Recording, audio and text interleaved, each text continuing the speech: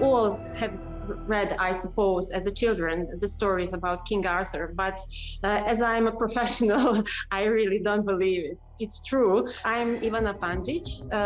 I'm from Banja Luka, Bosnia and Herzegovina, and I'm PhD archaeologist working in the National Museum of Republic of Srpska in Banja Luka. Bosnia and Herzegovina in general is really rich from prehistory, but we never had underwater archaeology before because underwater archaeology is mostly connected to the coastal area. And here we have only rivers and lakes. And that's why it was interesting. Diver, Ana Ćurić, a colleague of hers, noticed this item under the water and contact us. They said they have something not seen every day. We arranged a meeting. They brought photographs and videos. It was really easy to see on the first videos that it is a sword. What is very important for me as archaeologist is that the place where the sword was found is under the fortress Zvečaj. And this is the first sword we found next to the archaeological site exactly.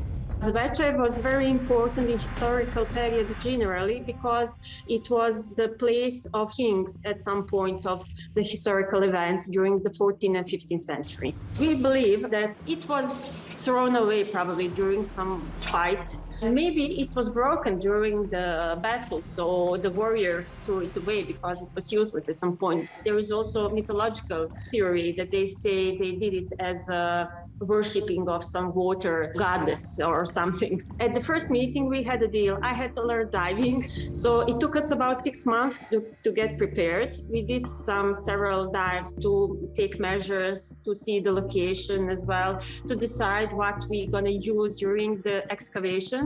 And the whole process of excavating the sword took us for 2 days, 2 dives of 45 minutes. I wasn't that experienced.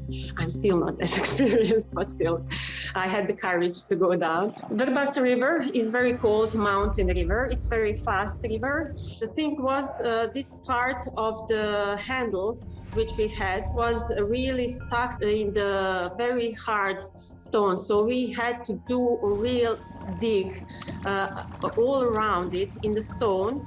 We had questions several times, why didn't we took it out with the stone? It was impossible because it was a bedrock and it was huge. That was the one thing. And the second thing is you have to free it from everything around it so you can clean it and stop any process if there is of contamination, to stop damaging the sword in general later on.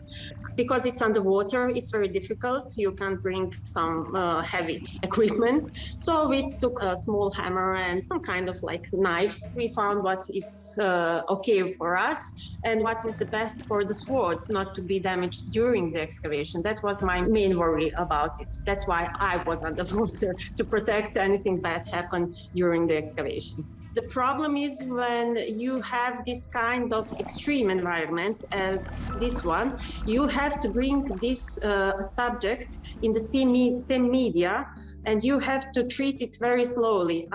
Otherwise, it would got damaged, it could disappear. It depends on what material it was made. After excavating it from the stone, we brought it back here to the museum.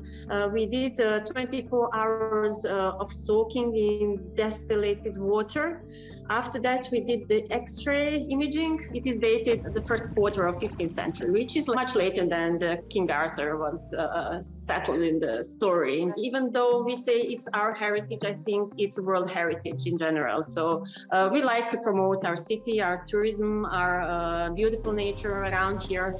And this is something you can visit whenever you come to Banja Luka.